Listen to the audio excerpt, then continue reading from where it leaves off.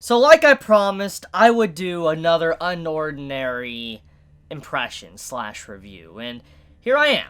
So, I've read up to like around chapter 36, 37, somewhere around there, and man, oh man, I thoroughly enjoy this series. I'm very glad I continued reading it, and I'm very glad so many of you have recommended this wonderful series to me. It's definitely different from all the other manhwa I have read, slash webtoons. Like, it's very different from, Solo Leveling, and it's a nice breath of fresh air. And I know that there's some elements to the MC that are definitely not necessarily quote-unquote weak, I'll get into, but this series is definitely very different, and I have been enjoying it quite a bit. So I just would like to say thank you for all those that recommended this series and got me even to start this series in the first place. If it wasn't for all of you guys mentioning the name, I wouldn't know about it and I wouldn't be here right now. So just want to say thank you very much. But okay, with that out of the way though, unordinary, man, there's been quite a few developments that's happened. A lot of things that's happened since the last time I did my impressions for like the first 15 or so chapters, and now that I'm almost at chapter 40, I kind of get to see where the series is forming and where it's shaping up to be. And what I can get from the chapters I have read, it's clear as day that John, the MC of this story, is hiding something. He is hiding a dangerous secret. And it's very clear by just the way there's been some certain hints to the way his overall personality has been displayed when he gets into fights, that he is definitely not necessarily weak.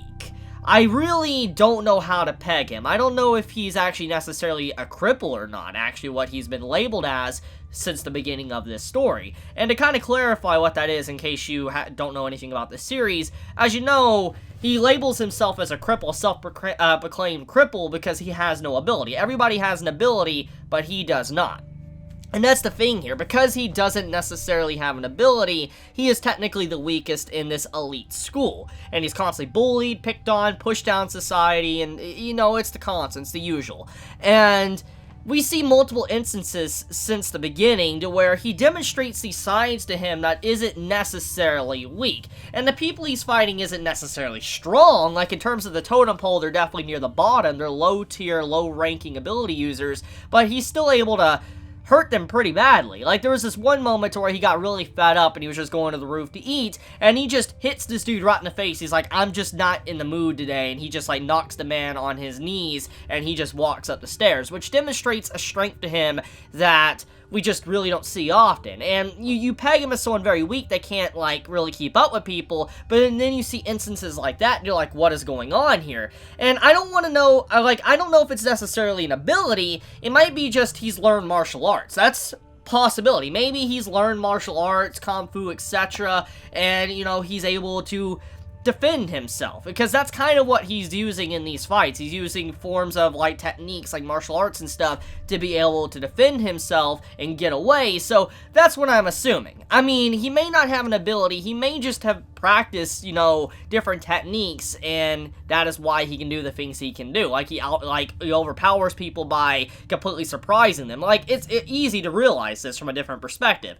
If you think someone is necessarily weak, like they're at the bottom tier level, and you're rushing them, even if you're weak, you're like, this guy has no ability, he's going to be easy to just stomp down. You're going to be surprised when he charges you with no care in the world and just hits you right in the face. It's going to just shock you to where you can't really fight back. Maybe that's what John has going for him. Maybe that's why. Maybe he doesn't have an ability, but he's actually just using his skill and surprise tactics to really win, because it's constantly mentioned that he doesn't show fear. He does not show fear to those that are obviously very strong that can end him in an instant. So because of that, it leaves a lot of questions. He clearly does not necessarily fear pain and injury, and it doesn't seem like he really fears people to begin with. So there is, once again, a secret he is hiding, and there's also things with his past that are quite the mystery. Not just his father from the book the father wrote, but also from this mysterious girl that was trying to help him out, and then he turned away this girl that was trying to help him later on in the story because it reminded him of his past. The only thing I could assume from that is that there was someone that was lying. Someone that acted like they had good intentions, but then turned around and backstabbed him. That's what I'm assuming has probably happened to him as a person, because it's the only thing that kind of makes sense for his overall reaction.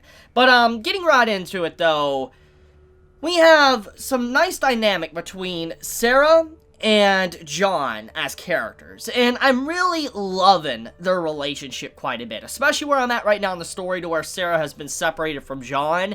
It's left a really interesting dynamic to where you get to see how these characters fend for themselves. They don't have each other's help or support to really help them out in their day-to-day life, and I think that this series really knows how to develop multiple characters. At least Sarah and John, they're really developing quite a bit, and I really like both of them. Sarah, like I've already said, is best girl, and I really cannot wait to see more of her. But okay, let's get into Sarah.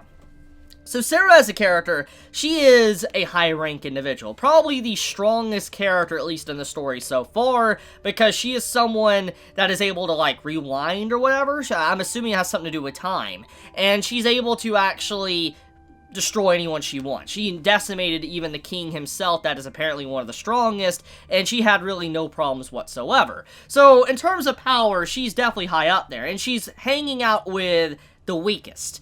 And many people are finding this strange. It's very weird. There's a lot of things leading to why she's potentially doing this, but overall, though, she is someone very strong, but because of how strong she is, she's had a lot of issues in her life, which is the dynamic I like.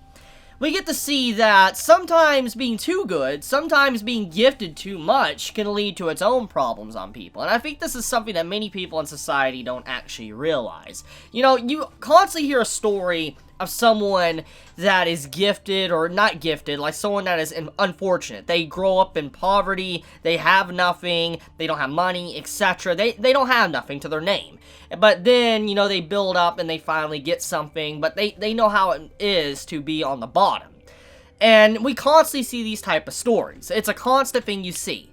But the other side is also true. You have these individuals that are in, let's say, rich families that you automatically want to label them as lucky. You want to label them as people that are fortunate. They're privileged. They're able to do whatever they want. You know, people say these type of things. They have no right to be upset, have any problems. That's what people like to look at these individuals. Individuals that have a lot of power, etc. And that's the problem here, is that viewpoint is very flawed. Because just because someone is fortunate enough to, let's say, have money and be in a family of wealthy people, and to also have a great power, doesn't necessarily mean that their life is quote-unquote perfect. I mean, there is still a lot of mental problems that can happen within the person, and you can see that Sarah has constantly dealt with these problems since a very early age. She always had these expectations that she had to be the best, she had to be the strongest, she always had to be perfect, and this is something that is really a real thing that happens in life. You have these individuals in real life that believe they have to be perfect. Their family builds them up, and if they're not perfect, they fail and they feel like their life has no meaning and they don't have anything to live for anymore. It's something that does happen to people. That is a real problem that happens to individuals that fight to be perfect, and they have to be perfect. If it's anything less, they can't even imagine it. And that's what Sarah is going through, or what she did go through before meeting John and him really changing her for the better. And I really like the little brief flashback we got showcasing how they kind of met for the first time and how their relationship grew into what it was, or what it is now.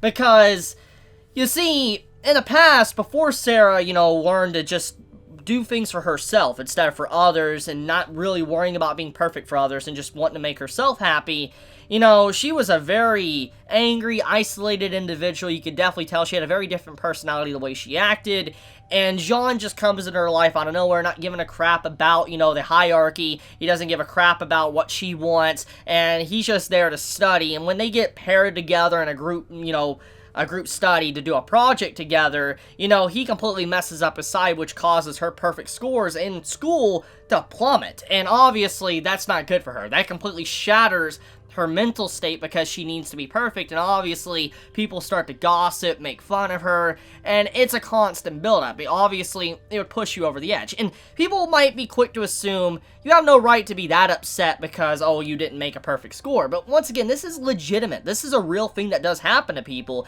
that they do things for so many people in society to be perfect that they lose sight of what they truly want, what makes them happy, and that's what she did. And John reminded her of she needs to make herself happy instead of others. And the reason why she's made so many changes in like the past year while hanging out with him is because of her learning to just make herself happy. So it's a great dynamic between the characters, and I think that the story has done a fantastic job with both sides. I actually think out of the two characters, Sarah has gotten the most development. I actually think John is the one lacking over Sarah. John has an interesting personality, and he's definitely going to probably get a lot of development, but I do think that in terms of character development at this point in time, after the flashbacks, Sarah has gotten the most, and I could definitely see many being fans of her as a character because of her development.